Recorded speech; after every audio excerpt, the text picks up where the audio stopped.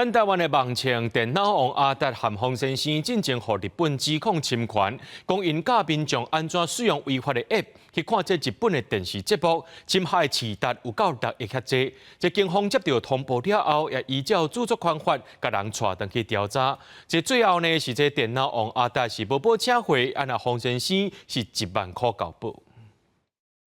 一直看电脑调查后台所证，警方的敲锤行动，俩人有网称电脑王阿达加黄先生这人，拢互日本控诉侵权来台湾告因。犯嫌利用个人经营之知名网站，刊登室内文章教学及提供下载连结，于网站吸引浏览人数，再以置入广告，透过点击率赚取广告费牟利。看影视 App 将8出戏剧电影拢非法提供，日本影视相关机构扩大发现，所属的会员 TBS、富士电视台、朝日电视台拢伫受害名单，侵权市达挖买6亿外，点名国内网称公开教大家下载盗版软体。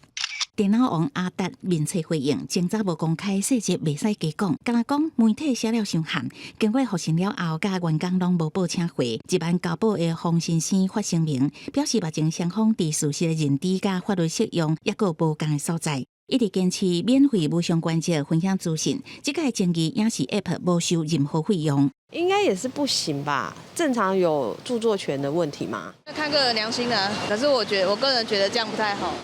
网前是讲，并无传盗版影视内容，敢若做教学分享，那会违反著作权法。律师分析，民国108年的修法，都是会踏到红线，佮因为互警方认定透过网页落广告赚利益。并没有说一定要跟盗版的平台或业者一定要有对价关系，他只要有一个技术的一个分享动作，然后加上他自己本身试图盈利的感觉，可能就会被认定成是这一条视同违反著作权了。看著作权法的规定，有指导协助，还是预设路线，互公众使用电脑程式，安尼就构成触法的要件。关键是爱看是毋是有用广告，还是其他积极措施才意图。这个是毋是有犯法，都爱看后续法律安怎规定。记者综合报道。